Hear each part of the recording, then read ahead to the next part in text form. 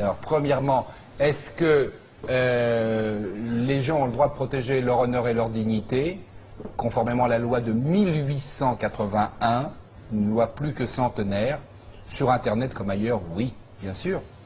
On n'a pas le droit de dire des mensonges à l'égard de gens, naturellement.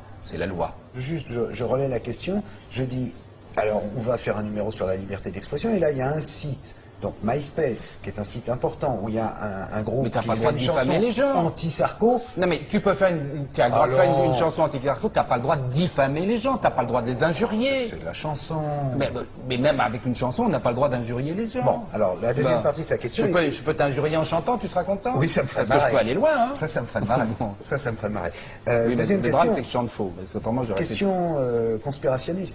Ah, conspirationniste. Non mais, alors, ça fait partie la trilatérale. Oui, la trilatérale. Et Ça, Bilderberg. Et Bilderberg. Je pense qu'il n'y a pas de 10% des gens qui savent ce que c'est, mais moi je vais le dire ce que c'est. Ah bah sur Internet, tout le monde sait ce que c'est. Mais ça fait partie des fantasmes de l'extrême gauche. Peut-être même Skull and Bones pour toi. Qu'est-ce que c'est quoi? Ah, ça je connais pas. Tu connais pas Skull and Bones? Non. Tu fais semblant de ne pas Non, je connais pas, mais il y a encore temps à apprendre. Bon, vas-y. Alors, ce sont des conférences internationales dans lesquelles on parle des grands problèmes du monde. Voilà. Alors c'est vrai, j'ai entre gens de bonne compagnie. Entre gens qui ont éventuellement quelque chose à dire sur un des sujets traités. Alors je suis allé au Canada à la dernière conférence de la trilatérale, ça c'est tout à fait juste. De quoi on a parlé? On a parlé de la guerre en Irak avec des gens venus du monde entier. Hein. Quelles étaient les solutions? On a parlé des conflits du Proche-Orient, on a parlé des conflits dans les banlieues, on a parlé d'un certain nombre de problèmes monétaires, on a parlé de l'entrée de la Turquie dans l'Union européenne. Voilà, ce sont des conférences, des débats qui sont organisés avec des gens qui sont censés, pardon pour la prétention, sur un des sujets traités, pas sur tous, sur un des sujets traités, avoir quelques lumières, quelques expériences. Voilà, c'est ça le grand complot international qui a lieu dans ces conférences. C'est démocratique, tu penses, de faire ça? C'est-à-dire de se réunir entre gens qui dirigent dans différents domaines, politiques, financiers, et qu'on ait le sentiment, nous, les humbles, les sans grade, les gens de la plèbe, de se dire, tiens, on est dirigé d'en haut. Tu viens de me faire un grand numéro sur la liberté d'expression et tu veux empêcher des gens de se réunir pour discuter des problèmes du monde.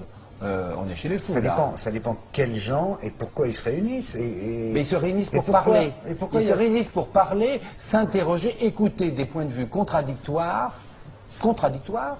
sur les problèmes du monde. Oui, mais bizarrement, ça n'est pas filmé, on n'en parle pas dans les médias. Parce que pourquoi ce côté secret? Pour qu'il y ait une... Non, c'est pas secret.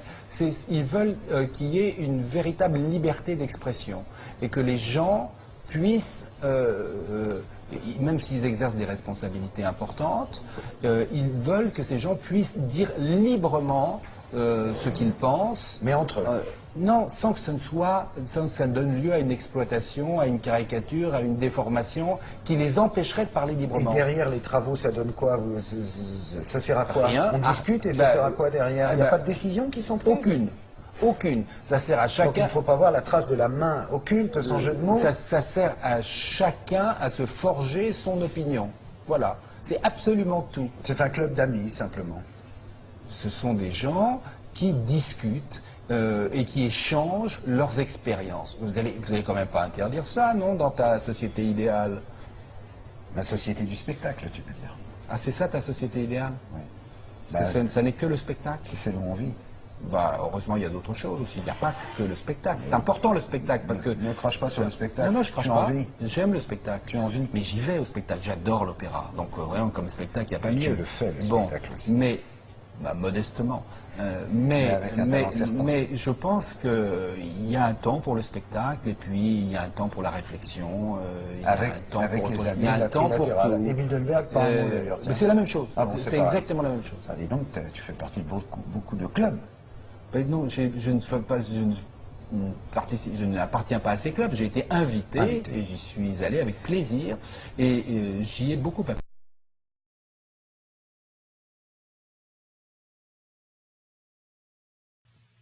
Senator Rockefeller? Yes. I'd like to know if you're aware that we, the American people, are aware of the agenda of the Council on Foreign Relations and the Bilderberg Group.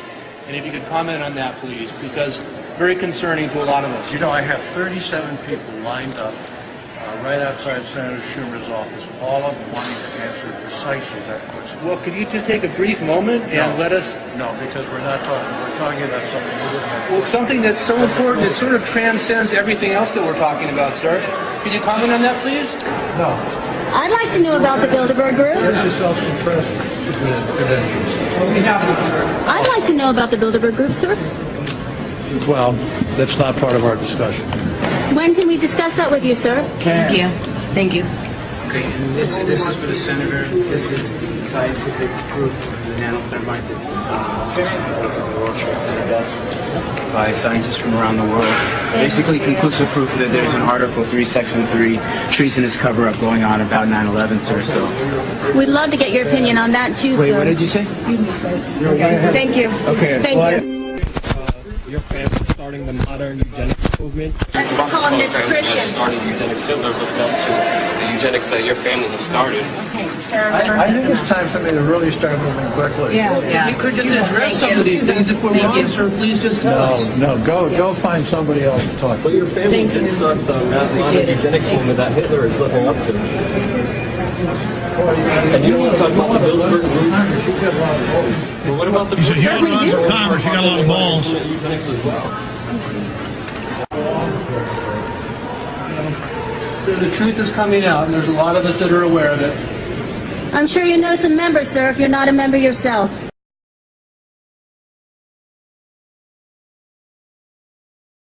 President Obama's Director of National Intelligence, Admiral Blair, who I greatly respect, have labeled cybersecurity perpetrated through the Internet as the #1